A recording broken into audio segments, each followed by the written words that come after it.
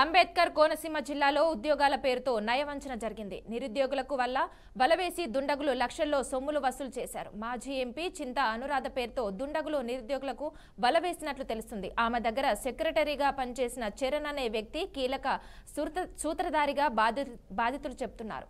ఈ మేరకు రాజోలు పోలీస్ స్టేషన్లో చరణ్ పై ఫిర్యాదు చేస్తున్నట్లు తెలిపారు. కేసు నమోదు చేసి దర్యాప్తు చేపట్టిన పోలీసులు చరణ్ హైదరాబాద్ లో ఉన్నట్లు గుర్తించినట్లు పేర్కొన్నారు. తాజాగా ఈ ఘటనపై మంత్రి నారా లోకేష్ కు కూడా ఫిర్యాదు చేసినట్లు బాధితులు తెలిపారు.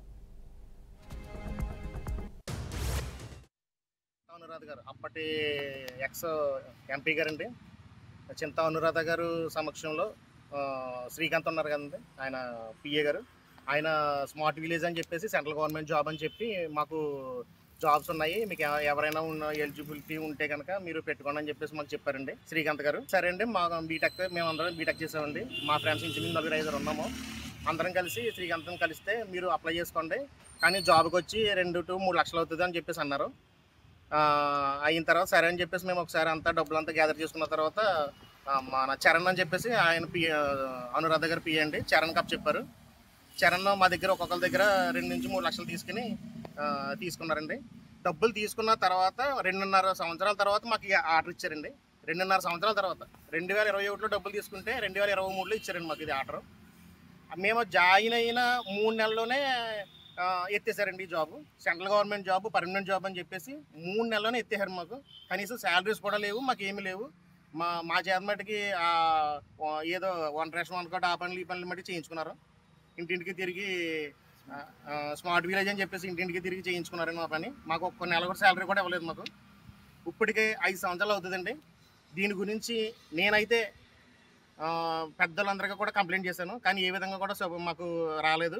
2 సార్లు అనురాధ గారి దగ్గర సిట్టింగ్ చేశారు. 2 సార్లు కూడా మీరు నాకేమైనా ఇచ్చారా, మీరు దిక్కున్నట్టు చెప్పుకోండి అన్నట్టు మాట్లాడారండి ఆవిడ. 2 సార్లు కూడా అలాగే మాట్లాడింది ఆవిడ. ఏం చేసుకుంటారు చేసుకోండి అన్నట్టు మాట్లాడారు. మమ్మల్ని తిట్టేసి పంపించారండి 2 సార్లు కూడా. నెక్స్ట్ ఇప్పుడు జగన్మోహన్ రెడ్డి వచ్చిన నేను మాది డాక్టర్ బిఆర్ అంబేద్కర్ కోనసీమ జిల్లా పాసల్పూడి.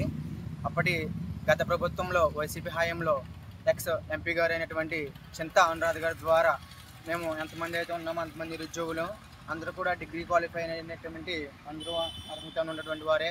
అప్పుడు మేము జాబ్ కోసం వెయిటింగ్లో ఉంటే ఇలా ఓఎన్జీసీ పరంగా అప్పటి చింతా అనురాధ గారు ఒక్కొక్కరి క్యాండిడేట్ దగ్గర నుంచి 2-3 లక్షలు సహచరులైనటువంటి పిఏ వారు ఎవరైతే ఉన్నారో వాళ్ళందరూ కూడా ఒక్కొక్కరి దగ్గర క్యాండిడేట్ దగ్గర నుంచి 2-3 లక్షలు వసూలు చేయడం జరిగింది. ఎన్నోసార్లు ఆఫీస్ చుట్టూ తిరిగాము. వెళ్ళి అప్పటి ఎంపీ అనురాధ గారి సమక్షంలో మాట్లాడడం జరిగింది. మీ అందరికీ కూడా న్యాయం చేస్తామని హామీ ఇచ్చారు. హామీ ఇవ్వడమే తప్ప వాళ్ళ దగ్గర నుంచి మాకు ఎటువంటి రెస్పాండ్ అనేది లేదు. అప్పుడు ప్రభుత్వంలో మొత్తం ఉన్నటువంటి వారందరూ వెళ్ళాము, రెస్పాండ్ లేదు. కానీ ఇప్పుడు ప్రభుత్వం మారింది. ఇది కనుక సాల్వ్ కాకపోతే, సమస్య కనుక పరిష్కారం కాకపోతే మేము డిప్యూటీ సీఎం పవన్ కళ్యాణ్ గారి దగ్గర కానీ అలాగే లోకేష్ దగ్గరికి కానీ వెళ్ళడం అనేది జరుగుతుంది. మాకైతే మాత్రం న్యాయం జరగాలని కోరుకుంటున్నాము. అందరూ కూడా ఇది ఇంకా అపాయింట్మెంట్ ఆర్డర్ అనేది దాదాపుగా మాకు అప్పట్లో అయితే సెంట్రల్ గవర్నమెంట్ జాబ్ అని చెప్పారు 2021లోనే. ఇప్పటికి 5 సంవత్సరాలు అవుతుంది. 5 సంవత్సరాలు మేము కట్టింది 2 లక్షలు కట్టాము. ఇప్పుడు కూడా ఇంట్రెస్ట్ అనేది కడుతూనే ఉన్నాము. ఆ లోన్కి సంబంధించి మాకు తక్షణమే న్యాయం చేయాలని మేము ఇక ఈ సమక్షం ద్వారా మేము కోరుకోవడం అనేది జరిగింది. నేను మాది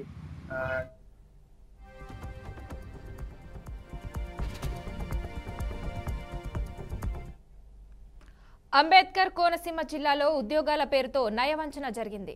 నిరుద్యోగులకు వలవేసి దుండగులు లక్షల్లో సొమ్ములు వసూలు చేశారు. మాజీ ఎంపీ చింతా అనురాధ పేరుతో దుండగులు నిరుద్యోగులకు వలవేసినట్లు తెలుస్తోంది. ఆమె దగ్గర సెక్రటరీగా పనిచేసిన చరణ్ అనే వ్యక్తి కీలక సూత్రధారిగా బాధితులు చెబుతున్నారు. ఈ మేరకు రాజోలు పోలీస్ స్టేషన్లో చరణ్ పై ఫిర్యాదు చేస్తున్నట్లు తెలిపారు. కేసు నమోదు చేసి దర్యాప్తు చేపట్టిన పోలీసులు